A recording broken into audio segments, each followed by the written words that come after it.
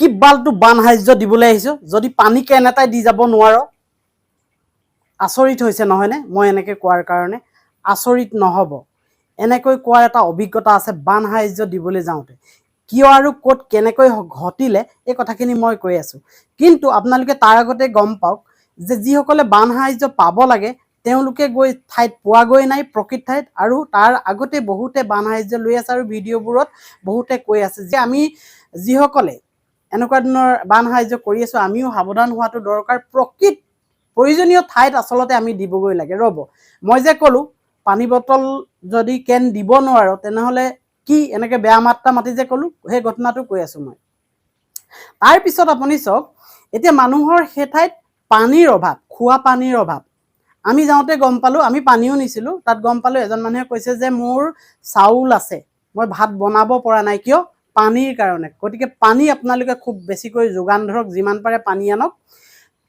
মানে হৈছে কি আপোনালোকে ডাঙৰ ডাঙৰ কেনত আনক এই যে চিনটেক্সবোৰ যে পায় তেনেকুৱাত আপোনালোকে লৈ আহক এই সৰু বটলত অনাতকৈ ইয়াত খৰচটো বেছি বাঢ়ে সৰু বটলত অৱশ্যে 20 লিটাৰ ধৰা সেই গিলানটোত যিটো মানে হেৰি থাকে সেইটোত আপোনালোকে নিলে অকণমান হেৰি হ'ব কিন্তু তাতকৈ যদি চিনটেক্সত লৈ যাব পাৰি আৰু সকাহ পায় সেইখিনি মানুহে কাৰণ পানী নাইকিয়া হৈ থাকিলে সেইখিনিত টিউবৱেল যিবোৰ আছে সেইবোৰো সেই পলস পৰি মানে পানী নোলোৱা হৈ থাকিলে এতিয়া বহুত সমস্যাত পৰিছে আৰু দুৰ্গন্ধ হৈছে এতিয়া আমি যেতিয়া খাদ্য বিলাই আছিলোঁ আৰু বিলাই থাকোঁতে এগৰাকী মহিলা আহিল আৰু সেই মহিলাগৰাকীয়ে আমাৰ পৰা খাদ্যৰ টোপোলাটো ল'বলৈ আহিল আৰু লগৰ কিগৰাকীয়ে তাইক কৈছে সেই মহিলাগৰাকীক কৈছে তইনো কি কাপোৰখন পিন্ধি আহিছ এনেকুৱাখন তেতিয়া সেই মহিলাগৰাকীয়ে কৈছে মোৰ থাকিলেহে পিন্ধিম ভাবি চাওকচোন লাজ নিবাৰণৰ কাৰণেও বৰ্তমান সময়ত তেওঁলোকৰ ওচৰত বস্ত্ৰ নাইকিয়া হৈছে বহুতৰ ওচৰত হঠাতে যিহেতু বানপানীটো আহি গৈছিলে এঘণ্টা আধা ঘণ্টাৰ ভিতৰতে ঠায়ে ঠায়ে নিজৰ জীৱন বচাব নে কাপোৰ বচাব আৰু এজন যুৱক পালোঁ তেওঁ আহিছিল তেওঁ কৈছে যে মোৰ মায়ে দুখনমান কাপোৰ বচালে তেওঁৰ কিন্তু মোৰ কাপোৰখিনি মই বচাবই নোৱাৰিলোঁ এই পিন্ধি থকা হাফ পেণ্টটোহে মোৰ কেৱল আছে এতিয়া ভাবি চাওক অন্ন বস্ত্ৰ বাসস্থান একোৱেই নাই সেইখিনিত না অন্ন আছে না বস্ত্ৰ আছে না বাসস্থান আছে সকলো শেষ হৈ গৈছে গতিকে মই আৰু মোৰ ৰাইজৰ সহযোগত কাষত মই লগাই দিছোঁ চাওক এয়া কিছুমান কাপোৰ সংগ্ৰহ কৰি আছোঁ পুৰণা আৰু নতুন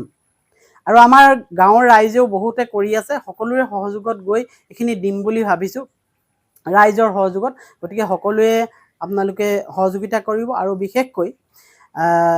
এনেকুৱা ঠাই আছে য'ত এতিয়া পানী বাঢ়িছে অকণমান আগত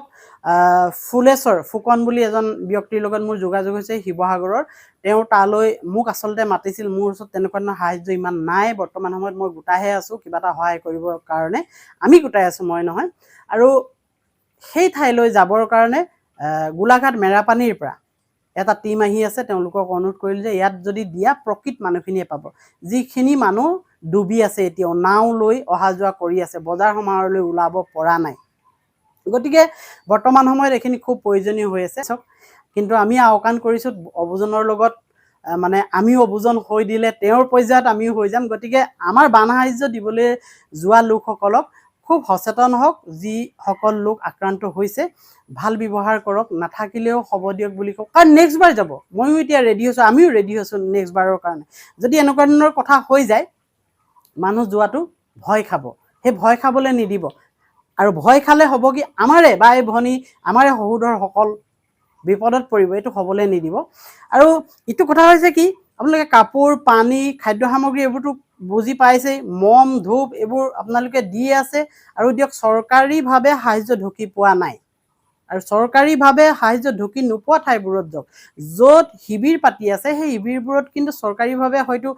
মানে ডাঙৰ ডাঙৰ দল সংগঠনবোৰেও পাইছেগৈ ক্ষুদ্ৰ আমাৰ যিবোৰ আছে কণ্টেণ্ট ক্ৰিয়েটৰে হওক বা ৰাইজৰ সহায় সহযোগিতাৰে গৈছে কোনোবা গোটেই হওক কোনোবা গাঁৱৰ হৈ গৈছে একদম ভিতৰ এৰিয়াত সোমাই দিয়ক তেতিয়াহে সেইবোৰ মানে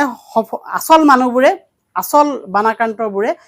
সাহায্য পাব এইখিনিতে কওঁ মহিলাসকলৰ কাৰণে চেনিটেৰী পেড যিসকলে নিছে তেওঁলোকে লগত এটা আণ্ডাৰৱেৰ নিয়ক কিয়নো মই অলপ আগত ক'লোৱে কাপোৰে বচাব নোৱাৰিলে গাত পিন্ধি থকা কাপোৰটোহে জিঠা আছে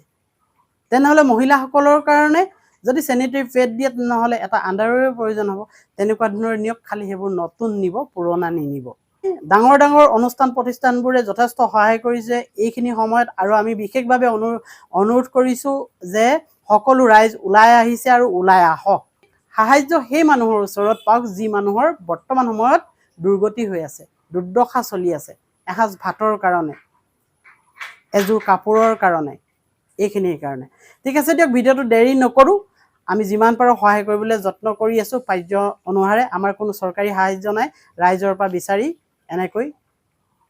সাহায্য আগবঢ়াই আছোঁ। ধন্যবাদ।